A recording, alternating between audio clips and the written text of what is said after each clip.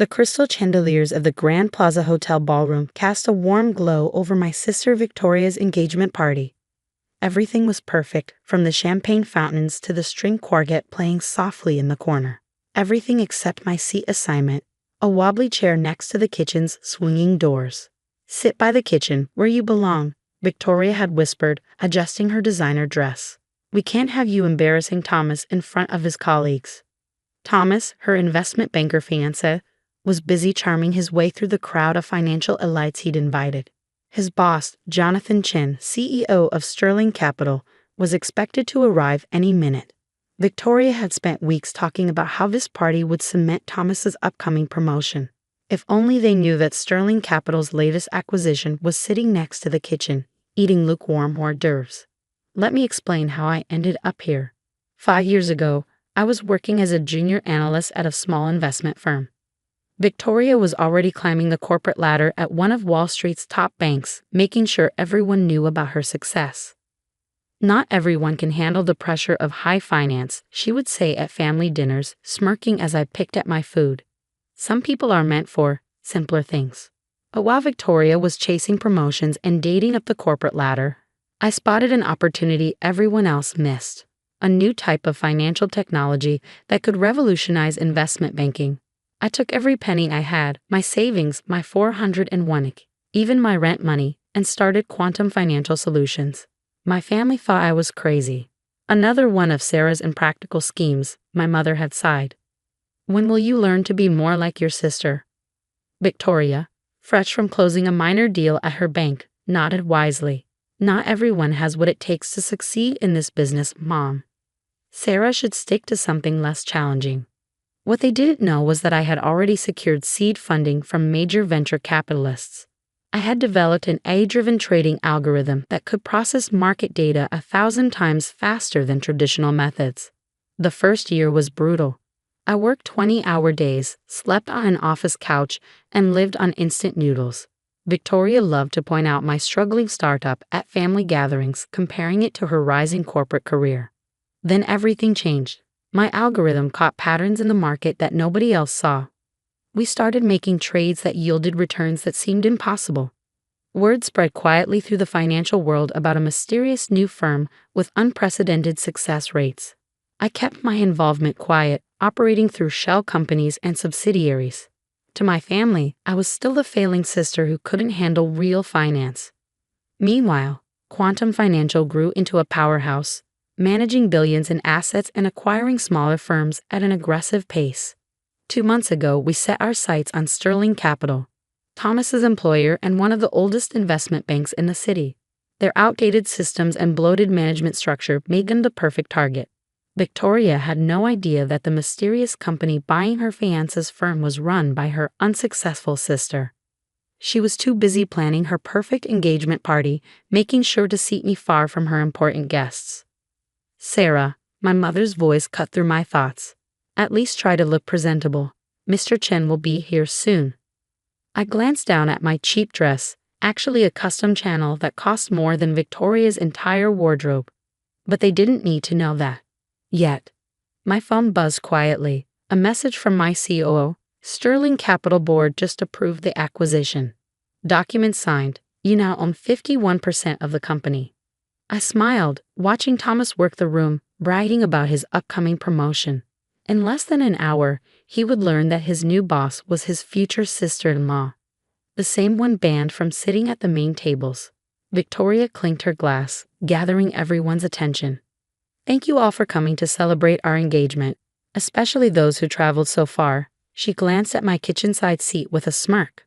Though some didn't have to travel far at all, given their limited means. The crowd chuckled politely. I took another sip of champagne, checking my watch. Any minute now.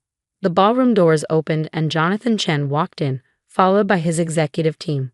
The room immediately shifted, everyone turning to greet the CEO of Sterling Capital. Or rather, the former CEO. Victoria practically sprinted across the room, dragging Thomas with her. "Mr. Chen, we're so honored you could join us." I watched as she fawned over him, probably already planning how to leverage this connection for her own career.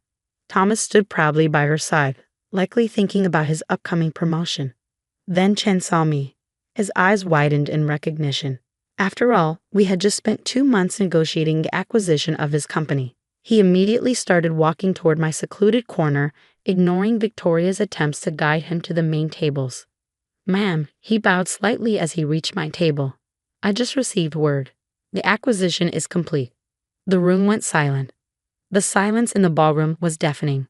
Victoria stood frozen, her champagne glass tilted dangerously in her slack grip. Thomas's face had gone pale, his earlier confidence evaporating as he watched his boss bow to his unsuccessful future sister-in-law. "I don't understand," Victoria finally managed. "What acquisition?"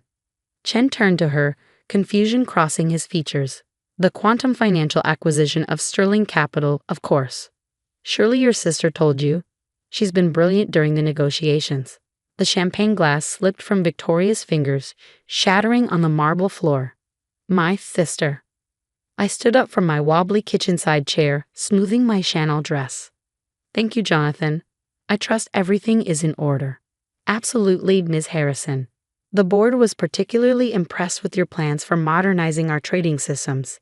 Your AI technology is years ahead of anything we've seen." Thomas stepped forward, his banker's mind finally catching up. "Quantum Financial, but that's the mysterious firm that's been buying up investment banks across the city. They manage billions in assets.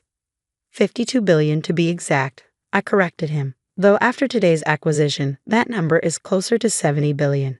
My mother grabbed the nearest chair for support. "Sarah, what is going on?"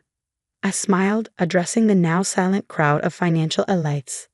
5 years ago, I started a small company based on an AI trading algorithm I developed.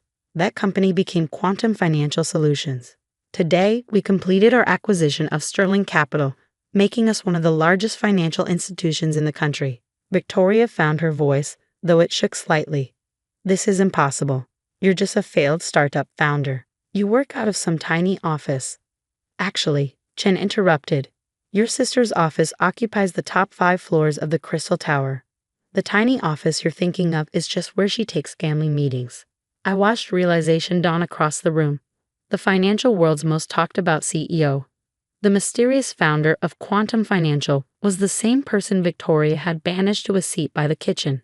"Thomas," I turned to my future brother-in-law, "about that promotion you've been expecting. We'll need to discuss that on Monday. Quantum Financial has different standards for executive positions." He swayed slightly, probably realizing his career now depended on the sister-in-law he'd helped humiliate. Victoria stepped forward, her perfect makeup unable to hide her panic. "Sarah, I don't understand. Why didn't you tell us?" "Tell you?" I raised an eyebrow. "Would that be before or after you seated me by the kitchen? Before or after you mocked my limited means in front of your guests?" "But we're family," she whispered. "Family?" I laughed softly. "Was I family when you told everyone I couldn't handle real finance? When you made sure I was hidden away at your perfect engagement party?" Chen cleared his throat. "Ms. Harrison, shall we discuss the integration timeline? The executive team is eager to begin implementing your AI systems." Of course, I nodded. "Though first, I believe my sister and her fiancé might need a moment to process the news that they now work for the person they seated by the kitchen." My phone buzzed.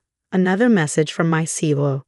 "Press release about the acquisition is going live in 5 minutes. Your photo will be on every financial news site in the country." I turned back to Victoria, who stood amid the shards of her broken champagne glass, a fitting metaphor for her shattered illusions. "You might want to check your phone in a few minutes. I believe your unsuccessful sister is about to be trending on Wall Street." My mother stepped forward, her voice shaking. "Darling, we had no idea, all this time."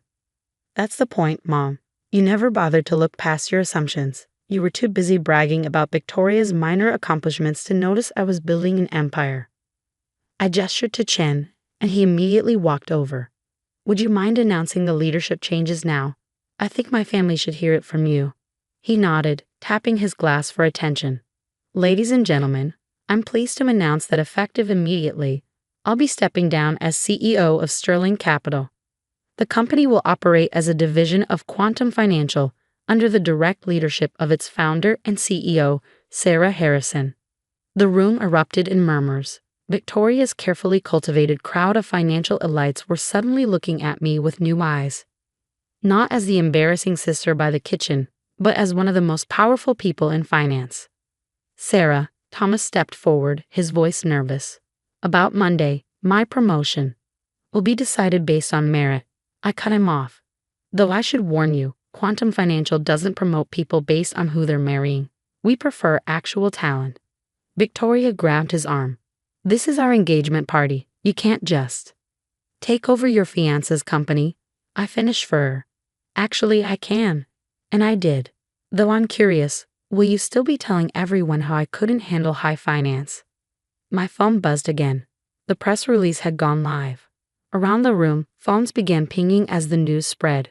I watched as Victoria's guests pulled up their devices, their eyes widening as they saw my photo alongside headlines announcing the acquisition. If you'll excuse me, I said, gathering my things, I have a company to run. Jonathan, we'll meet tomorrow to discuss the restructuring. Thomas, HR will contact you about your new position, significantly lower than your current one. I'm afraid. We have strict qualification requirements. As I walked toward the door, Victoria called out, "Wait. What about the wedding? We invited all these people." I turned back. "Oh, I'll still be at the wedding." In fact, I smiled. "I just bought this hotel. I think I'll seat you by the kitchen. That's where family belongs, right?" The next morning, I sat in my real office, the entire top floor of the Crystal Tower, watching the financial news coverage of the acquisition. Victoria's engagement party debacle had become part of Wall Street legend overnight. The headlines were particularly enjoyable. Quantum Financial CEO reveals identity at sister's party. Wall Street's mystery woman was hidden in plain sight. Family drama meets high finance. The Sarah Harrison story. My assistant entered with the morning reports. "Your sister and her fiancé are in the lobby, Ms. Harrison. They're insisting on seeing you."